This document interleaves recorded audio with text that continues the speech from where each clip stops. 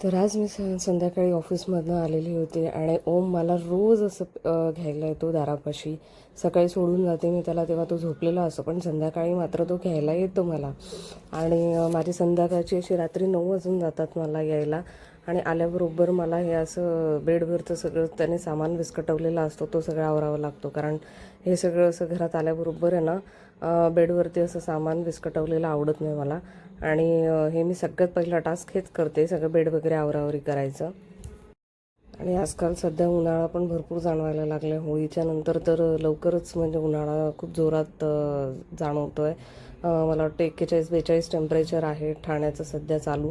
आणि त्या उन्हाळ्यामध्ये ना खूप लाही होते अंगाची, खूप वाफा लागतात.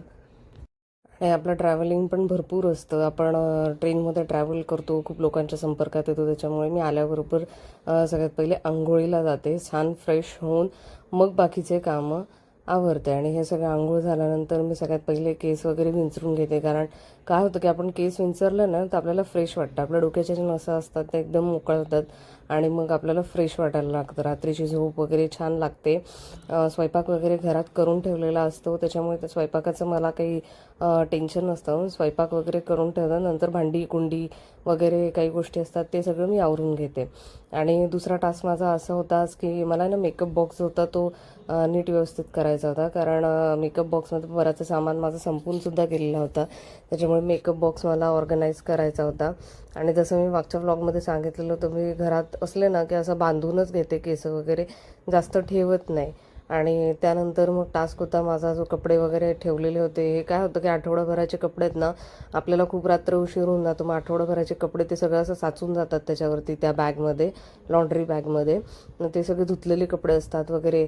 तर ते मी एक एक बाजूला येऊन आहे ना, मग मी त्याला अशी घडी घालून नीट ठेवते. आणि एक खूप महत्त्वाची गोष्ट आहे की आपण जेव्हा घरी येतो ना, तर घरी ऑफिसमध्ये आपल्याला एनर्जी लेवल, स्टॅमिना लेवल खूप टिकवावा लागतो आणि पेशन्स लेवल तर भरपूर असावा लागतो.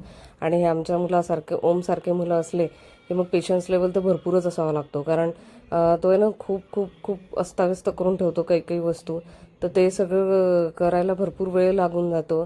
नंतर येतो त्याचा रात्री जेवणाचा टास्क. तो आहे ना बेडवरतीच जेवतो. त्याला किती वेळेला आम्ही सवय लावण्याचा प्रयत्न केला, तो खाली बसून जेवत जा. आणि विशेष आणि काय आहे की आमची बेडरूम पण जरा छोटीशीच आहे. आम्हाला अगदी एका माणसाला उभं राहायला वगैरे अशी जागा असते तिथून निघायला वगैरे, त्याच्यामुळे खाली बसता पण येत नाही. पण तो मी असली ना की मागच्याच घरात असतो, तो पुढे जास्त जात नाही. मी दिवसभर घरी नसले की मग पुढे मागे सायकल वगैरे फिरवत असतो, पण तो रात्रीच्या वेळी तो माझ्याचकडे असतो. तर आजचा आपला मिनी व्लॉग तुम्हाला कसा वाटला हा नक्की मला कमेंट बॉक्समध्ये